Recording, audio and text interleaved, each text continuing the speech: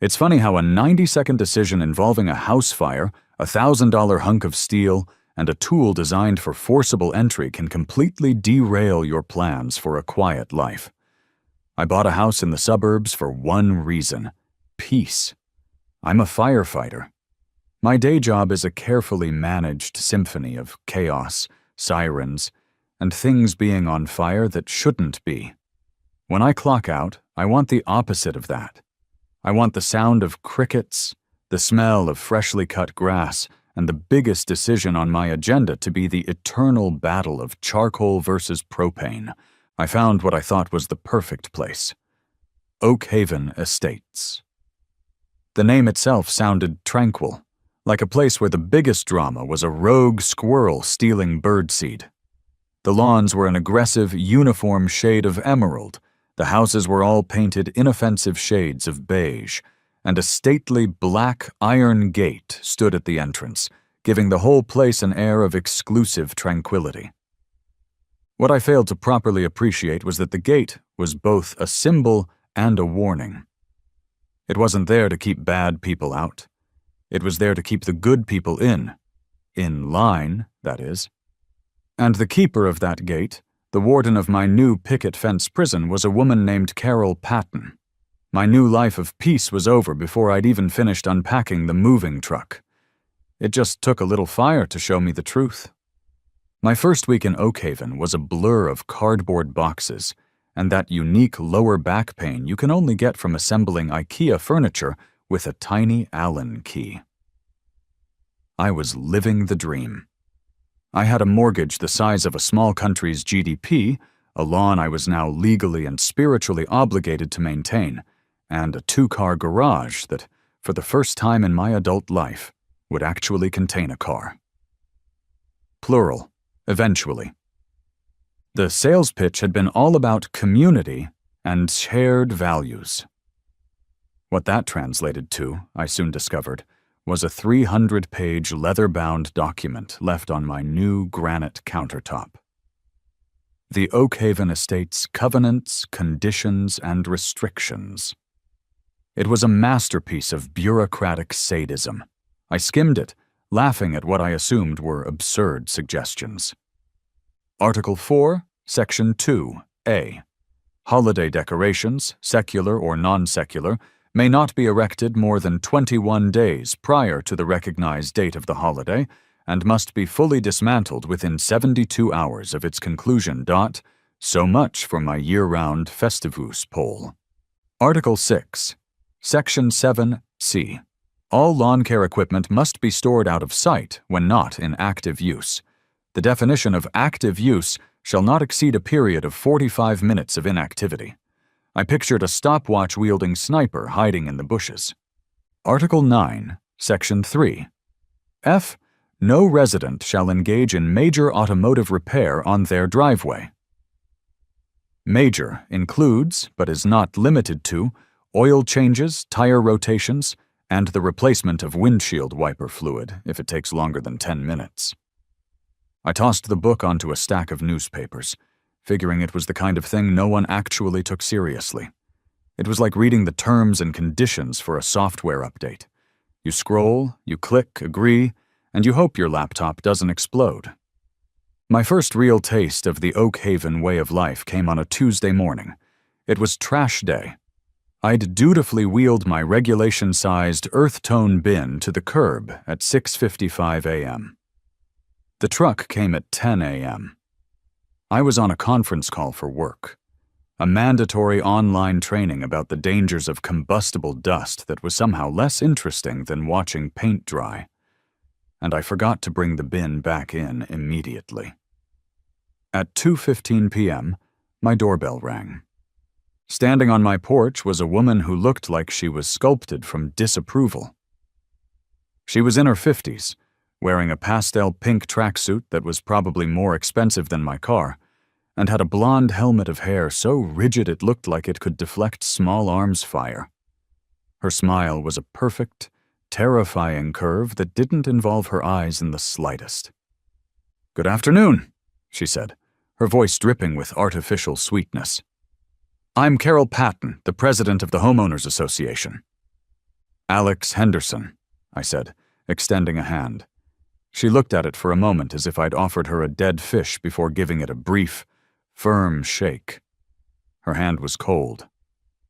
I know, she said. Welcome to Oakhaven. We are all so thrilled to have you. Her eyes flicked past my shoulder, towards the street. I just wanted to introduce myself and gently remind you about Bylaw 11, Section 2. Garbage receptacles may not be visible from the street for more than 4 hours on collection day. It's 2:15 now. I blinked. The truck came at 10. Yes, precisely. She smiled that terrifying smile again. It's a small thing, of course, but it's the small things that keep Oakhaven looking its best, don't you think? It's how we protect our property values.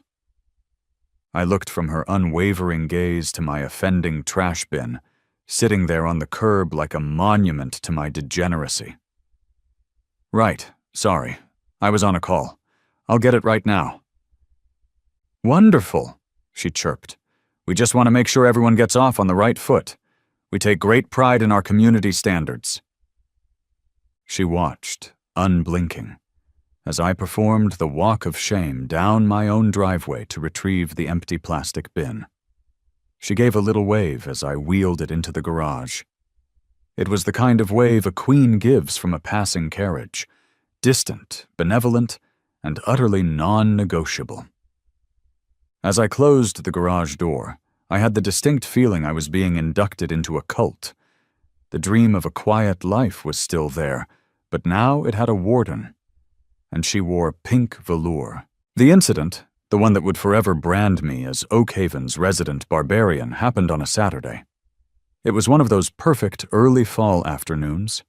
The sky was painfully blue, the air was crisp, and I was on my living room floor, surrounded by the baffling components of a Swedish bookshelf called the Fjalbo.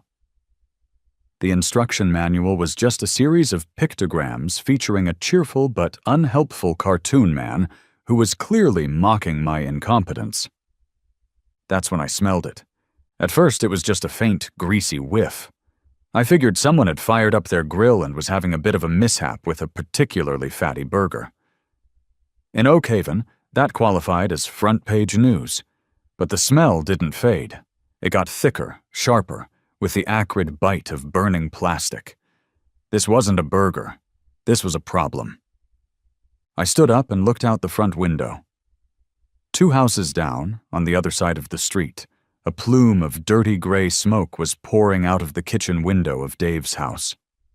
Dave was my neighbor, a mild-mannered accountant in his 40s, who I'd bonded with over a shared love for unnecessarily complicated lawn fertilization schedules. He was a good guy, and his house was on fire. The training kicked in instantly. The part of your brain that panics gets shoved into a little box, and the part that follows a checklist takes over. I grabbed my phone, dialed 911, and walked out the front door as I gave the dispatcher the address. Single-family residence, 2 stories. Smoke showing from a window on the first floor, Alpha side. Looks like a kitchen fire. I was already jogging across my lawn.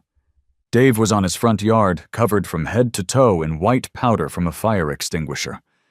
He was flapping his hands, his face a mask of pure panic. "My cat!" he yelled, his voice cracking. "Mittens is still inside. I couldn't find her." "Stay here, Dave," I said, putting a hand on his shoulder. "They're on their way. Don't go back in." Just then, I heard it. The beautiful, rising and falling wail of a fire engine siren. It was getting closer, fast. A wave of professional relief washed over me. The pros were here. A standard kitchen fire is a 5-minute job for a decent engine crew. They'd be in, knock it down, and the biggest problem would be the water damage.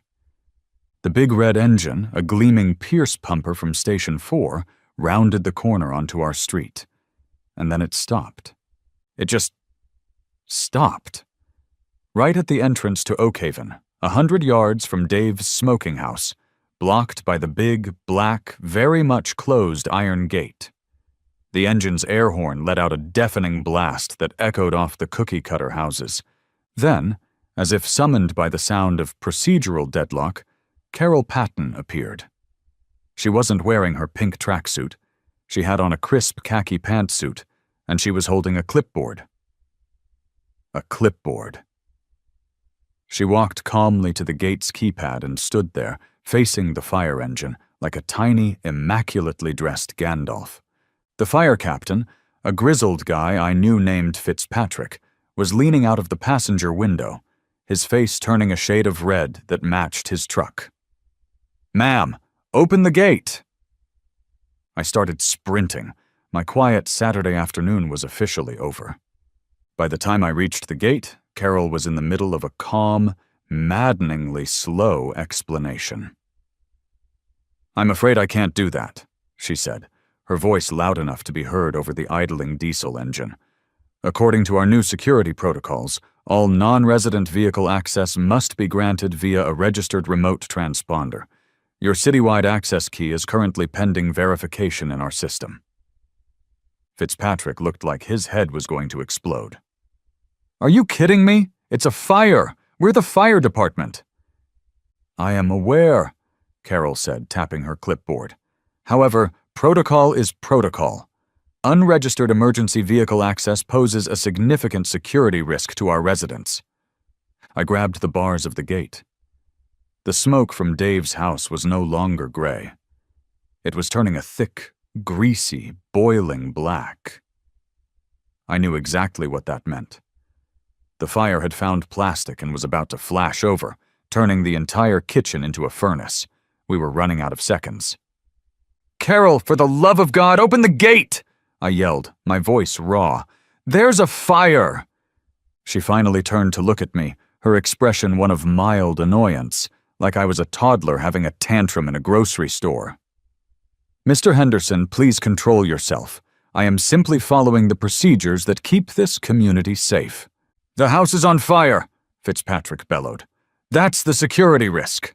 That was it. My brain did the math. The time it would take to argue with her versus the time the fire had to spread. The argument was a losing battle. There was only one other option. I looked her dead in the eye. "Carol, you have 3 seconds to open this gate." She actually scoffed, a genuine dismissive scoff. "Don't be ridiculous." I didn't say another word. I turned and sprinted back to my house. My garage door was still open. On a rack against the wall, next to a leaf blower and a garden rake, was my personal gear. And leaning next to it was my friend, my confidant, my universal key, a 30-inch drop-forged steel Halligan bar. I grabbed it. The familiar weight felt good in my hands. I ran back to the gate. The whole exchange, from the engine arriving to that moment, couldn't have been more than 90 seconds. "Mr. Henderson, what do you think you're doing?" Carol shrieked as I approached the gate's magnetic lock. I didn't answer. I set the adze end of the Halligan into the gap between the gate and the post. I leveraged my weight against it. The metal creaked. I repositioned, got a better bite, and put my entire body into it. There was a loud groan, then a sharp crack as the mounting bracket for the electronic lock sheared off its bolts. I slammed the fork end into the damaged frame and heaved. With a tortured screech of twisting metal, the lock failed completely. I threw my shoulder into the massive iron gate and shoved it inward, clearing a path. I turned to Fitzpatrick, the Halligan resting on my shoulder. "You're clear." He stared at me for a half-second, a slow grin spreading across his face. Then he nodded to his driver. The engine roared to life, thundering past the broken gate and the stunned, speechless Carol Patton. As it passed me, Fitzpatrick gave me a thumbs up. I stood there, breathing heavily, holding a tool designed for breaking and entering, the mangled gate hanging crookedly on its hinges. The quiet life was officially cancelled. I was at war. The firefighters from Engine 4 made short work of the fire. Just as I'd suspected, it was a grease fire on the stove that had extended to the cabinets. They had it knocked down in minutes, pulling the burned cabinets out onto the lawn and setting up a large fan to ventilate the house. Dave, looking immensely relieved, came over and clapped me on the back. He was holding a slightly sooty but very much alive cat. Mittens looked unimpressed by the whole ordeal. "Man, I can't thank you enough," Dave said, his voice shaky. You saved my house and Mittens." The cat meowed in what I chose to believe was gratitude. The neighborhood, of course, was out in full force. They stood on their perfectly manicured lawns in little clusters, whispering and pointing. I was the center of attention, the guy who had a shouting match with Carol and then went medieval on the front gate. I was half hero, half neighborhood menace. Just as the firefighters were starting to pack up their hoses, a police cruiser rolled quietly up the street and parked behind the fire engine. 2 officers got out. One was a classic veteran cop, probably a few years from retirement, with a mustache that had seen things and a world-weary sigh permanently etched onto his face. This was Officer Miller. His partner was young, bright-eyed, and looked like he'd just graduated from the academy yesterday. Officer Davis.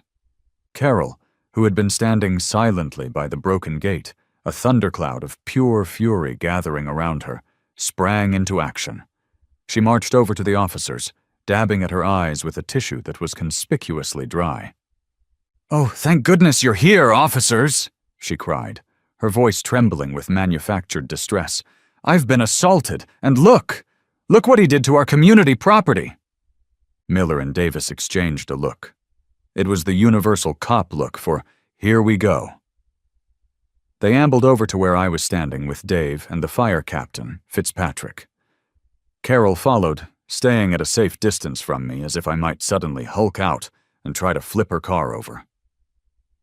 "Folks, what seems to be the trouble here?" Officer Miller asked, his voice a gravelly monotone. Before I could speak, Carol launched into a dramatic, Oscar-worthy monologue. "That man," she said, pointing a trembling finger at me, "flew into an uncontrollable rage. I was simply trying to maintain our security protocols when he started screaming at me. He threatened me, and then he took that crowbar and destroyed our custom ironwork gate. It's thousands of dollars of damage." Fitzpatrick stepped forward, wiping soot from his face. "With all due respect, ma'am, that's a load of crap." Officer Miller turned his placid gaze to the fire captain. "Captain Fitzpatrick, good to see you. Care to translate that into official police report language?" "Gladly," Fitzpatrick said, crossing his arms. "We arrived to a working structure fire. That woman," he nodded at Carol, "refused to open the gate, blocking access from my engine. She was quoting rule books while the house down there was burning. Alex here," he clapped me on the shoulder, "is a firefighter. He recognized the emergency, and when she wouldn't act, he did. He forced the gate. His actions were not only necessary, they were textbook. He absolutely did the right thing and prevented this from becoming a whole lot worse." Officer Miller sighed.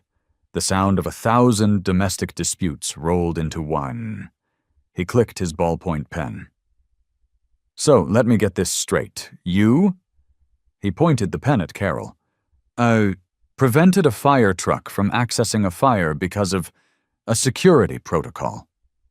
"He destroyed our gate," Carol insisted, her voice rising in pitch. "It's community property. That's vandalism." "It's a gate," I said, unable to help myself. "It opens, or well, it did." Miller turned to me, his expression unchanging. "And you used a what-a-majig." "A Halligan bar," I corrected. "A hooligan bar," he continued deadpan, "to open it." I saw Officer Davis stifle a smirk. "Halligan," I said. "And yes, to let the fire truck in. To the fire!" Miller looked from me to Carol, then to the burned-out kitchen window of Dave's house, then back to the mangled gate lock. He wrote something down in his little notebook, then clicked his pen shut. "All right," he said, addressing Carol and me. "Here's what's going to happen. No one is under arrest. Captain Fitzpatrick's testimony indicates this was an act of necessity to prevent a greater harm, which is a pretty solid defense against a destruction of property charge. He held up a hand as Carol started to protest. However, property was damaged. That makes this a civil matter. You, he looked at Carol, will have to take it up with your homeowners association. You, he looked at me, should probably avoid breaking anything else, necessary or not. Got it? I nodded. Got it. Carol looked like she'd just swallowed a lemon. But the liability? That's for the lawyers and insurance companies to figure out, Miller said, already turning to leave. Have a lovely day. He and Davis walked back to their cruiser, Davis giving me a quick, subtle nod of approval as he passed. The fire truck packed up and left. The neighbors slowly dissipated, their appetite for drama satisfied for the day. It was just me and Carol, standing 30 feet apart in the quiet afternoon. The war had begun, and the first battle was over. There was no victory parade, no treaty signing. There was only the sight of the broken gate hanging between us and the look on Carol Patton's face. It was a look that promised fines, filings, and a future filled with certified letters. My quiet, peaceful life was officially a smoldering ruin. The first official salvo of the Great Gate War arrived 3 days later. It wasn't delivered by a rider on horseback, but by a weary-looking mailman who required my signature. It was a certified letter, thick and menacing, bearing the Oakhaven Estates HOA crest, an oak tree in a perfect circle that now looked vaguely threatening. Inside was a declaration of war printed on heavy, cream-colored cardstock. It was a formal notice of violation, a document so steeped in passive-aggressive legalese it must have taken a team of lawyers and a focus group of petty tyrants to draft. It cited my flagrant violation of community bylaws, Section 7, Paragraph 4, willful destruction of common property and amenities. It detailed my unauthorized use of a demolition tool and my aggressive and non-compliant behavior toward a board member in the execution of her duties. The letter concluded by summoning me to an emergency executive board meeting to be held in 2 days. The purpose of the meeting, it stated, was to review the incident, assess damages, and determine appropriate sanctions. Attached to the back, with a gold paperclip, was a preliminary invoice. My eyes scanned the page, landing on a number that made my stomach do a backflip. It was an emergency gate replacement assessment for the sum of $15,742.50. They had apparently sourced the original gate from a family of 18th-century master blacksmiths who forged it in the heart of a dying star. The meeting was held in Carol's living room. The room was a monument to beige, so immaculately clean and sterile, it felt less like a home and more like a high-end furniture showroom where no one was allowed to sit. The only splashes of color came from the dozens of porcelain dolls staring from glass cabinets, their cold, dead eyes following my every move. I was pretty sure one of them blinked. The executive board consisted of 3 people. There was Carol, of course, seated at the head of her polished mahogany dining table like a queen holding court. To her right was a man named Gerald, the HOA treasurer. He was a small, mousy man with a comb-over so thin it looked like a barcode. He spent the entire meeting staring intently at a knot in the wood grain of the table, refusing to make eye contact with me. To her left was Brenda, a stern, silent woman in her 60s who was knitting a scarf with a level of furious concentration, usually reserved for bomb disposal. She was the secretary, and her only contribution to the proceedings was to nod whenever Carol paused for breath. Dave came with me for moral support, and a few other curious neighbors shuffled in, sitting on Carol's plastic-covered sofas like spectators at a public execution. Carol began the meeting by tapping a gavel, a real, honest-to-God gavel on the table. "This emergency session of the Oakhaven Estates Executive Board is now in order," she announced to the room of 7 people. She then proceeded to launch a PowerPoint presentation on a large television screen she had set up. The first slide was titled, "The Unprovoked Incident of October 12th." What followed was a masterclass in propaganda. She showed slide after slide of the broken gate, taken from every conceivable angle, some in dramatic black and white.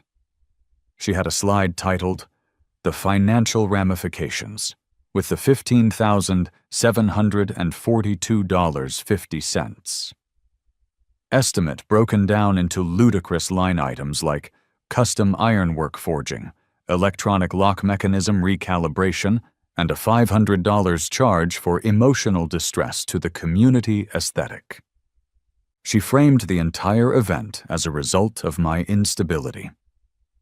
"While we are all relieved that the Miller household suffered only minor damage," she said, managing to get Dave's name wrong, "we cannot overlook the violent and destructive actions of Mr. Henderson. What happens next time he disagrees with the community standard? Will he take a sledgehammer to our mailboxes, a chainsaw to our prize-winning petunias? We must send a clear message that this kind of anarchy will not be tolerated." When she finished, she turned to me, her face a mask of solemn concern. "Mr. Henderson, does the accused— that is, do you have anything to say in your defense?" I stood up, holding a folder. "I do, actually." I pulled out a highlighted copy of the State Fire Code. According to Statute 34, Paragraph 6, all security gates or barriers restricting access to a residential community must provide for unimpeded access by emergency services. It goes on to say that failure to do so can result in significant fines for the entity responsible. I looked directly at her. That entity, in this case, would be the HOA. I continued, my voice calm and level. The gate was blocking a fire engine from reaching a house fire. A person's home was burning, and a life, his cat, Mittens, was in danger. My actions were not an act of vandalism, they were a necessary intervention to prevent a much greater loss of property and potential loss of life. Captain Fitzpatrick of the fire department has provided a signed statement to that effect. I placed the statement on the table. Dave chimed in from the couch. "It's true. He saved my house. Carol, you were telling the firemen about paperwork." Carol didn't even flinch. She looked at my documents as if they were contaminated. Brenda paused her knitting to glare at me, and Gerald seemed to be trying to merge with the table itself. "Thank you for your perspective, Mr. Henderson," Carol said, her voice dripping with condescension. "However, the fire code is a matter for the city. Our concern here is the Oakhaven bylaws, which you explicitly agreed to when you purchased your home. The board has already reviewed the evidence." She looked at her 2 board members. "Gerald, what are your thoughts?" Gerald visibly flinched at being addressed. He cleared his throat. "Well, the gate is quite broken," he squeaked, his eyes still fixed on the table. "And the bylaws are very clear." "Brenda?" Brenda looked up from her scarf, her needles clicking together like tiny swords. She just nodded once, a sharp, bird-like motion. "Then it's settled," Carol announced, a triumphant gleam in her eye. "The board finds you, Alex Henderson, fully liable for the costs of replacing the community gate. Furthermore, you are hereby fined $500 for the violation itself. You will be responsible for sourcing the contractors and overseeing the work. And naturally, all designs and costs must be pre-approved by the Architectural Review Committee." I stared at her. "And who exactly is on the Architectural Review Committee?" Carol gave me her iciest smile yet. "Why, Brenda and myself, of course. We'll be in touch." She banged the gavel. "This meeting is adjourned." I walked out of her beige temple of tyranny and into the afternoon sun, my head spinning. I was no longer just a resident. I was now the unwilling and completely unfunded project manager for the most expensive, politically charged gate installation in human history. The war was just getting started. My mission, which I had no choice but to accept, was to replace the gate. My personal unspoken mission was to do it in the cheapest, most painfully minimalistic way possible, just to spite Carol. If I could have replaced it with 2 orange traffic cones and a strand of yellow caution tape, I would have. Unfortunately, the Architectural Review Committee clause meant my spite had to be pre-approved. Thus began the contractor carousel, a journey into the strange and wonderful world of suburban tradesmen. It was a parade of characters so absurd, I started to suspect Carol was sending them to me as a form of psychological warfare. My first call was based on a flyer I'd found tacked to a telephone pole, which should have been my first red flag. The flyer promised any job, low price, and featured a clip art graphic of a smiling, muscular beaver holding a hammer. The next day, a beat-up van that looked like it had been painted with a roller pulled up to my curb. A man who introduced himself as Shifty Sal slid out. He was wearing a grease-stained tank top and had a cigarette tucked behind his ear. "So the dragon lady down the street says you busted her gate," Sal said, sizing up the damage with a practiced eye. "Nice work. Halligan, right? Saw the pry marks." "You know your tools," I said, cautiously impressed. "Yeah, well, let's just say I've been on both sides of a locked door," he winked. He kicked at the bent frame. "Look, this is custom iron junk, overpriced. You don't need all this."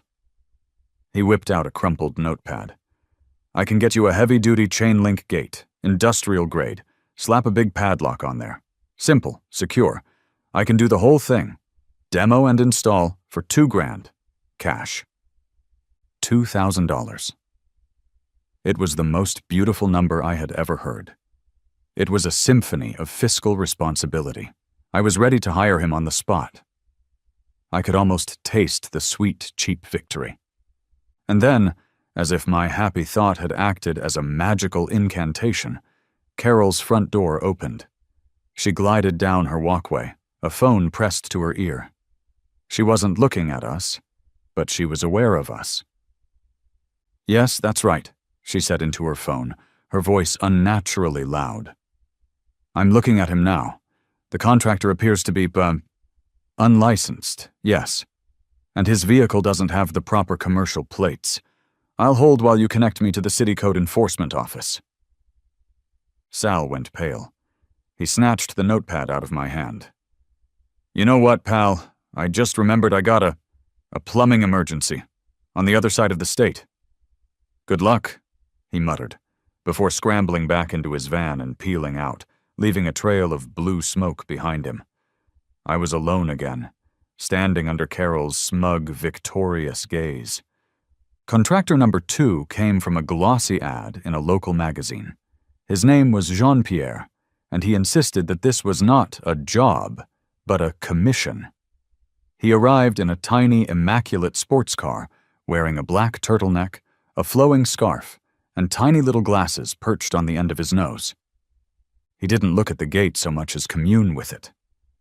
He circled it slowly, touching the bent iron, closing his eyes and humming.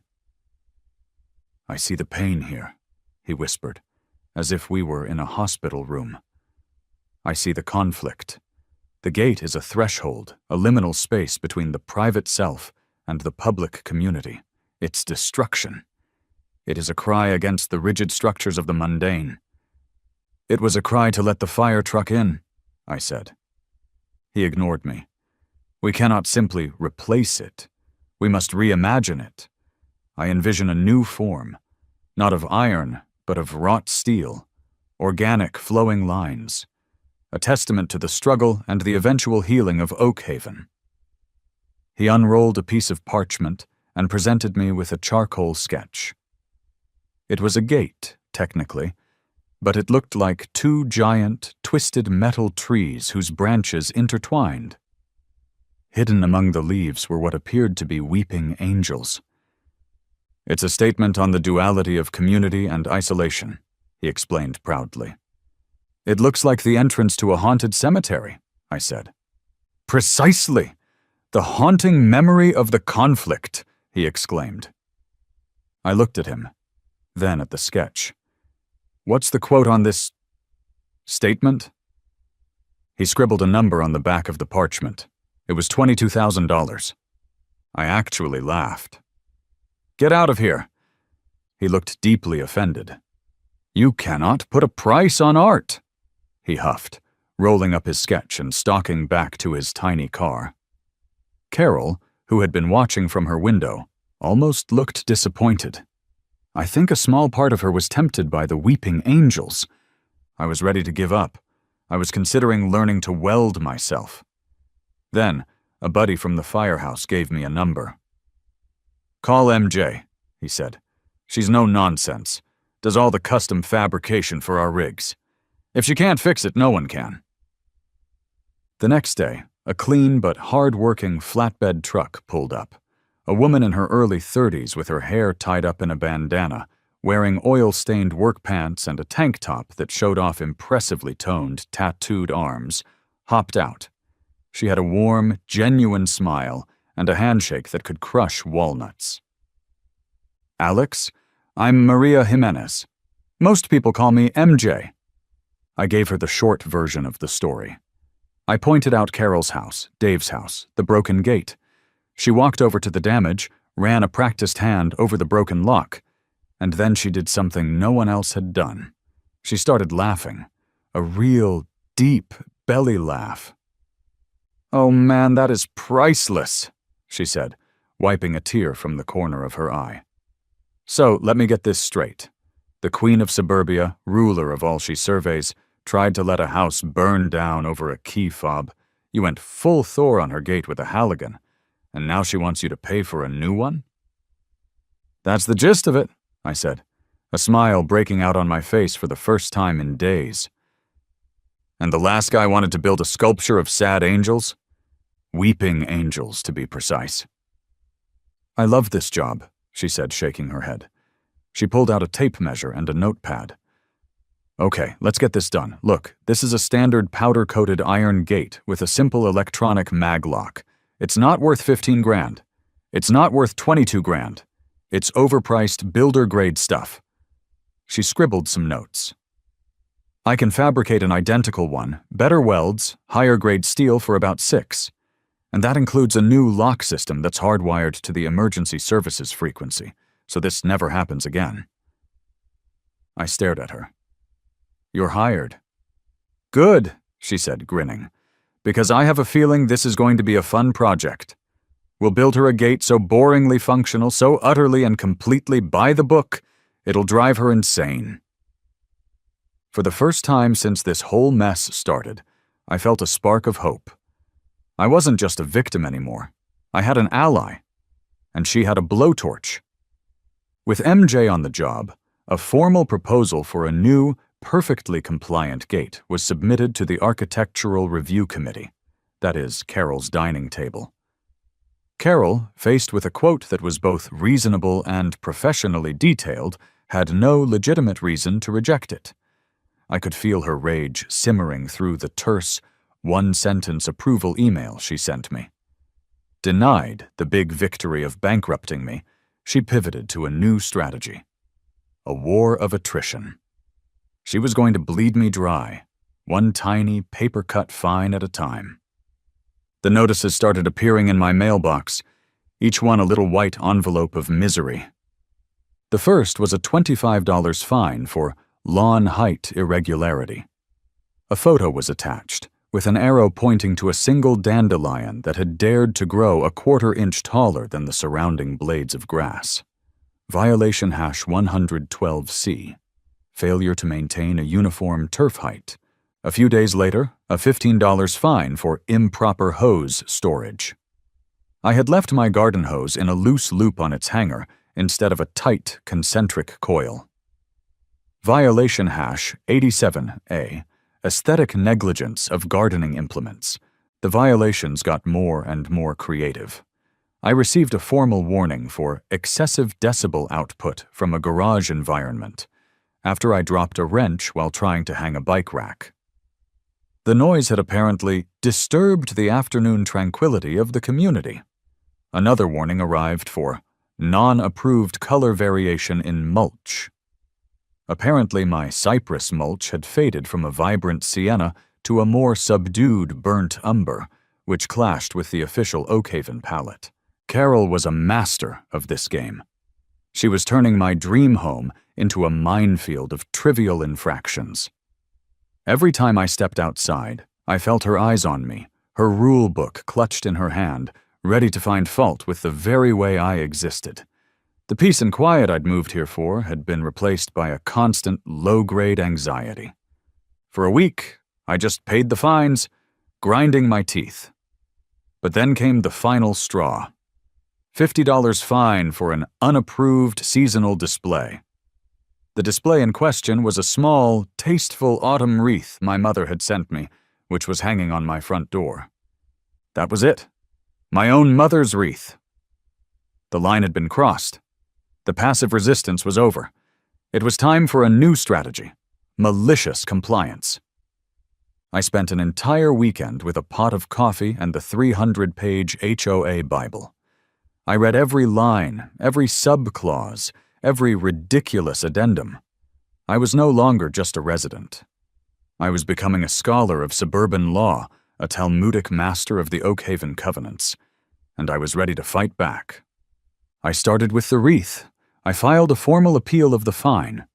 In my appeal, I cited Article 4, Section 2C, Addendum 2, which I had discovered on page 247. It stated that while holiday-specific decorations were strictly regulated, seasonal, non-denominational botanical arrangements under 24 inches in diameter are permissible. I attached a definition of botanical from the Merriam-Webster dictionary and a signed affidavit from my mother confirming the wreath contained no religious iconography. At the next monthly board meeting, held again in Carol's doll-infested living room, I was given 3 minutes to state my case. I used the full 3 minutes to deliver a bone-dry, monotonous speech on the legal and botanical distinctions between a Christmas wreath and a seasonal wreath. I saw Gerald starting to nod off. By the time I finished, even Carol looked exhausted. She had no choice but to begrudgingly waive the fine. It was a small, pointless victory, but it felt like winning the Super Bowl. The game was on. My lawn was now my masterpiece of compliance. I mowed it 3 times a week, using a ruler to ensure it never deviated from the mandated 2.5-inch height. Before planting a single rose bush, I submitted a 12-page landscape alteration proposal, complete with soil analysis reports, a projected growth chart, and watercolor renderings of the bush at various stages of maturity. My coiled hose became a work of art, so perfectly concentric it looked like it was generated by a computer. I began sending Carol daily emails with a time-stamped photograph of the hose as proof of my continued compliance. I CC'd Gerald and Brenda on every single one. Subject: Daily Hose Compliance Report, October 24th. Body: Dear esteemed board members, please find attached photographic evidence of the garden hose at 142 Oak Street, coiled in accordance with bylaw #87A. Time of photo: 8 o'clock EST. Regards, Alex Henderson. The neighborhood started to notice. My quiet rebellion was becoming a spectator sport. I saw more smiles and waves from my neighbors. Dave, my partner in crime, became my intelligence officer, reporting on Carol's movements and moods. One afternoon, I found a 6-pack of a local craft beer on my porch with an anonymous note that just said, "For the good fight. Keep it up." The 1,000-cut campaign was no longer just being waged against me. I was now waging it right back. Carol wanted to play by the rules? Fine. I would follow her rules so perfectly, so obsessively, that I would drive her completely, utterly insane. The war wasn't about the gate anymore. It was about my sanity and my mother's wreath. 2 weeks after the board meeting from hell, I got the call I'd been waiting for. It was MJ. "Your chariot awaits, my friend," she said, her voice crackling with energy over the phone. "Or, your gate. One brand new, boringly compliant, gloriously over-engineered slab of iron is ready to go. The powder coat is cured, the electronics are tested. We can install it tomorrow morning, 9 a.m. sharp." Relief washed over me. This was it. The final chapter of the gate saga. Once it was installed, I could finally put this whole stupid, expensive mess behind me. I could go back to my regularly scheduled life of grilling and avoiding yard work. "MJ, you're a lifesaver. Tomorrow at 9 sounds perfect. I'll have coffee ready." "You're a gentleman and a scholar," she laughed. "See you then." I felt a genuine sense of lightness as I hung up. Victory was in sight. Of course, I should have known Carol Patton wouldn't make it that easy. My fatal mistake was underestimating the sheer depths of her pettiness. That evening, as I was taking out the recycling, at the approved time, in the approved bin, I saw it. Taped to the inside of the glass on the community bulletin board near the mailboxes was a freshly printed notice. The headline, in an aggressive, bold font, read, "Attention Oak Haven residents. Immediate update to common area protocols." My blood ran cold. I walked over and read the fine print. Effective immediately, as of 9 p.m. this evening, all major common area installations, repairs, or modifications require a 72-hour written notice to be filed with the board. A preliminary site review by the Architectural Review Committee must be conducted prior to the commencement of any work. Failure to comply will result in a minimum fine of $1,000 and a stop work order. The notice was signed, in a flourish of self-importance, by Carol Patton, President. It was so blatant, so transparently aimed at me that I had to laugh. She had waited until the last possible moment to invent a brand new rule specifically to screw me over. My 9 a.m. installation was now illegal. I'd have to file the paperwork, wait 3 days, and let Carol and Brenda come and review the site, a process I was sure they would drag out for weeks. I stormed back to my house, my mind racing. I called MJ. "You are not going to believe this," I said, and explained the notice. I expected her to be furious, to curse, to cancel. Instead, there was a long pause on the other end of the line, and then she started to chuckle. "That old battle axe has some moves, I'll give her that," MJ said. "Okay, so the new rule is effective at 9 p.m. tonight." "Yeah," I said, defeated. "She's got us." "Does she?" MJ asked, and I could hear the grin in her voice. "The rule isn't effective until 9 p.m. Our installation was scheduled before the rule even existed, and it's only... What time is it now?" I checked my watch. 7:30. "Well then," she said, her voice dropping to a conspiratorial whisper. "It looks like we're doing a midnight installation. Be ready in an hour. And get your neighbor, Dave. We're gonna need a lookout." And so, at 10 p.m. that night, under the faint glow of a half moon, Operation Trojan Gate commenced. MJ rolled up to the entrance in her flatbed, lights off, engine killed a block away to coast in silently. The new gate was on the back, shrouded in a tarp like a sleeping beast. Dave, jittery with the thrill of it all, was posted at the corner of the street with a pair of binoculars, tasked with watching Carol's house. His code word, should her lights come on, was, "The eagle is awake." The scene was pure suburban slapstick. We were trying to unbolt the temporary plywood barrier and hoist a half-ton of iron into place without making a sound. Every clank of a wrench echoed like a gunshot in the still night air.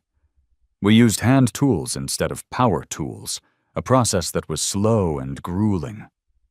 At one point, a neighbor's beagle started yapping, and we all froze, hiding behind a large ornamental shrub like characters in a cartoon. The most surreal moment came around midnight, We were struggling to align the gate on its hinges when I saw a flicker of light in a window down the street. It was Gerald, the mousy treasurer. He was standing in his window, silhouetted, just watching us. My heart sank. He was going to call Carol. This was it. We were busted. He stood there for a long moment. I could feel his indecision from 100 feet away. Then, slowly, he raised a hand and gave us a small, almost imperceptible nod. He pulled his blinds shut. Gerald, the meekest man in Oakhaven, was on our side. The rebellion was growing.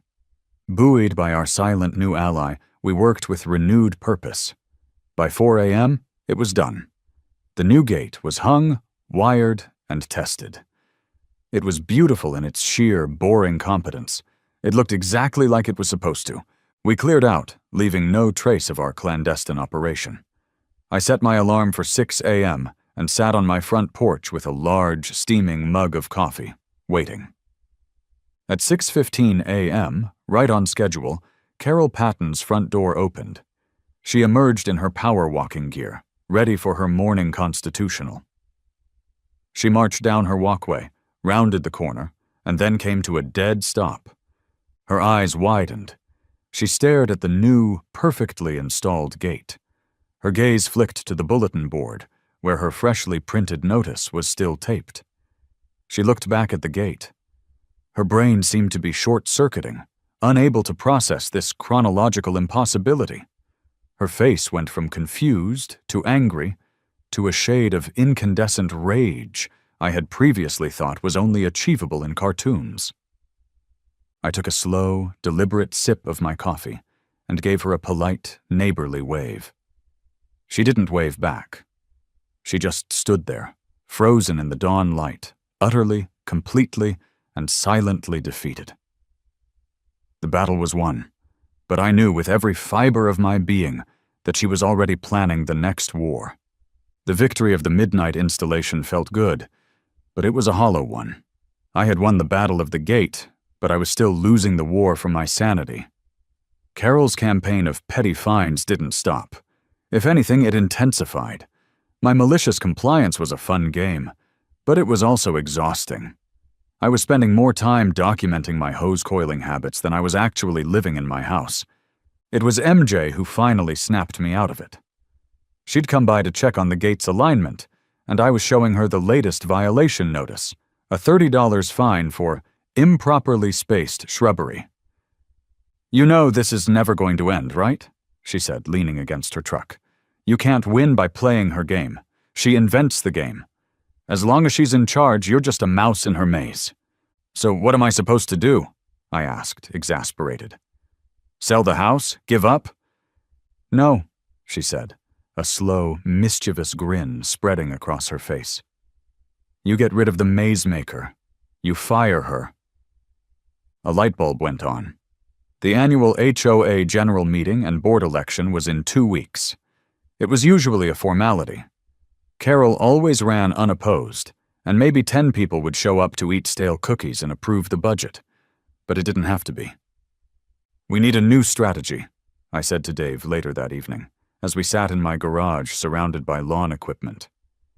"A permanent one." Dave, who had been radicalized by his near loss of mittens, was all in. "A coup?" he whispered, his eyes wide with a mixture of fear and excitement. "A coup," I confirmed, "but a legal one. A really, really boring, bureaucratic coup." Our new weapon wasn't a Halligan bar. It was the HOA bylaws themselves. Buried deep in Article 12 was a clause stating that any resident in good standing had the right to review the association's financial records, provided they gave 48 hours written notice. Dave, being an accountant, drafted the most formal, intimidating request for financial disclosure I had ever seen. We sent it via certified mail. Carol, as expected, tried to stonewall us. First, she claimed the request was improperly filed. We sent it again. Then she said the records were currently under review. We sent a letter back citing the bylaw and casually mentioning the phrase fiduciary duty, a term Dave assured me would get her attention. Finally, a week before the election, she relented. A single, dusty cardboard box was left on my porch. It was filled with disorganized receipts, crumpled invoices, and a ledger book with baffling cryptic entries. It was a mess, clearly designed to be impossible to decipher. But she'd underestimated one thing. She was dealing with a deeply vengeful firefighter and a forensic accountant with a grudge. We turned my garage into a war room. With MJ providing pizza and morale, Dave and I spent the entire weekend hunched over that box. For hours, it was a frustrating mess of landscaping bills and pool maintenance fees. But then Dave found the first thread. "That's weird," he said, holding up a receipt. "This is a bill for $2,000 from Exquisite Blooms and Catering. The ledger says it was for the annual community rosebush planting ceremony." "I don't remember a catering tent at the rosebush planting," I said. "I remember Carol holding a trowel for a photo op and then leaving." Dave's fingers flew across his laptop keyboard. He pulled up Carol's social media profile. And there it was, an album of photos from her daughter's lavish garden party graduation, held on the same weekend as the ceremony. In the background of a photo of Carol raising a champagne flute was a floral arrangement identical to the one on the caterer's invoice. That was the smoking gun. Once we knew what to look for, we found more. A common area security consultation fee of $5,000 paid to a company that, after a quick search, turned out to be registered to her brother-in-law's home address, and it had no website, no phone number, no existence beyond that single payment. A series of board meeting supply expenses from a high-end office supply store that included a Montblanc pen and a leather briefcase. It wasn't grand theft auto, but it was enough. It was a clear, documented pattern of her using the HOA's money as her own personal slush fund. Armed with our evidence, neatly organized in a binder by Dave, we started a quiet, door-to-door campaign. We didn't rally against Carol. We just showed people the numbers. We talked to the family who was fined because their kid's sidewalk chalk art was unapproved graffiti. We talked to the elderly woman who was cited because her bird bath was attracting non-native avian species. In every home, we found another person who had been bullied, fined, and intimidated into silence. The silent majority was finally waking up. The coup was on. The Oakhaven Estates annual general meeting was held in the Camellia Ballroom of a nearby airport hotel. The name was far grander than the reality, which was a windowless beige room with questionable carpeting and the faint, lingering smell of disappointment and stale coffee. About 30 residents had shown up, a record turnout, which made a flicker of unease cross Carol's face as she stood at the podium. She quickly smoothed it over with her signature smile. She was in her element, wearing a royal blue power suit, a gavel in her hand. Brenda and Gerald were seated on either side of her, looking like nervous Secret Service agents. She began the meeting with a glowing 15-minute speech about her own accomplishments. She spoke of fiscal responsibility, maintaining community standards, and protecting our shared property values. It was a magnificent performance. She was the benevolent queen, guiding her flock through another prosperous year. Finally, she finished her speech and moved to the main event. "And now," she announced, "we will move to the election for the board president for the upcoming year. The floor is now open for nominations." She looked out at the crowd, expecting the usual awkward silence before Gerald would dutifully nominate her. That's when I stood up. "I have a few questions about the annual budget before we proceed," I said, my voice calm and loud in the quiet room. Carol's smile tightened. "Mr. Henderson, this is the time for nominations. All budget questions should have been submitted in writing beforehand." "I'll be happy to nominate someone," I said, right after the treasurer clarifies a few line items for us." On cue, Dave stood up from the other side of the room. He was holding a copy of the budget report that had been mailed to all residents. "I second that," he said, his voice surprisingly firm. "As a certified public accountant, I've noticed some discrepancies I'd like to discuss." Before Carol could object, another resident, a quiet woman named Mrs. Gable, who had been fined for her bird bath, stood up. "I'd like to hear the questions." Suddenly, a murmur of agreement went through the crowd. Carol was cornered. She had lost control of her own meeting. "Very well," she hissed through a forced smile. "The board recognizes Mr. Henderson." This was it. Showtime. I walked to the front of the room, where MJ was waiting by a projector I'd asked her to bring. "Just a few quick points of clarification," I said, as MJ switched the projector on. An image of the receipt from Exquisite Blooms and Catering filled the screen behind Carol.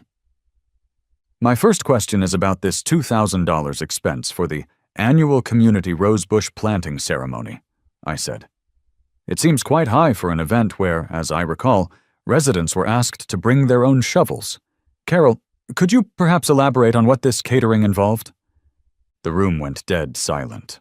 All eyes were on Carol. She stammered, That is for community outreach, floral arrangements to beautify the common areas." MJ clicked to the next slide. It was a photo from Carol's own social media, showing her at her daughter's graduation party, standing next to a massive, identical floral arrangement, a champagne flute in her hand. A collective gasp went through the room.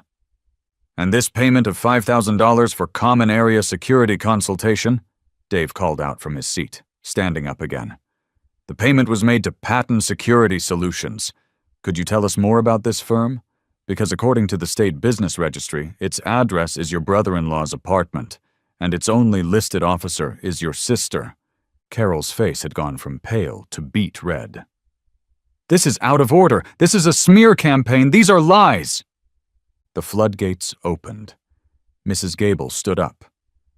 "And what about the $500 you spent on avian pest control after you fined me for my bird bath? My bird bath that the Audubon Society gave me an award for?" A man in the back yelled, "What about the asphalt resealing fees you charge us every year when the roads are still full of cracks?"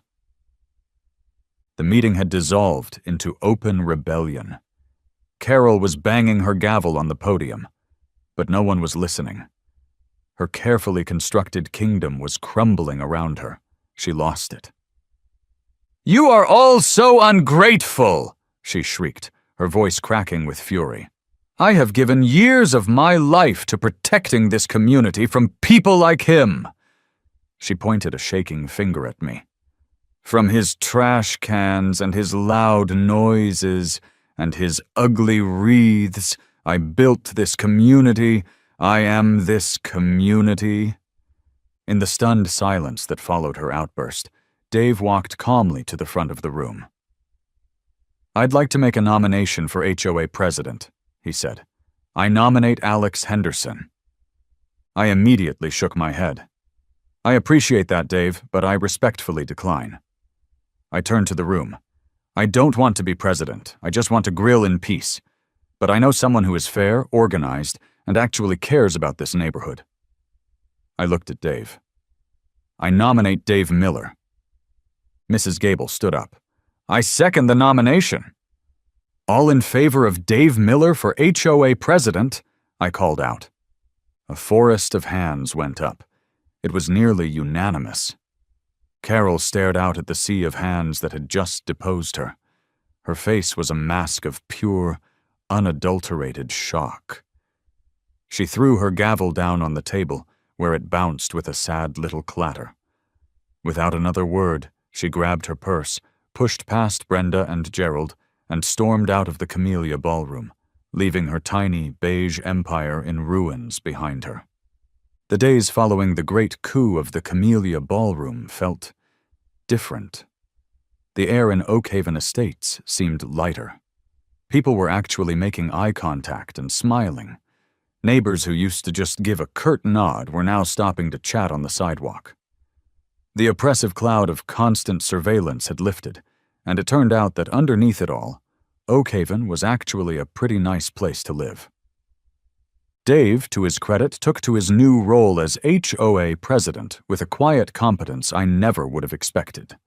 His first official act was to form a bylaw simplification committee, tasked with culling the 300-page rulebook down to a reasonable pamphlet.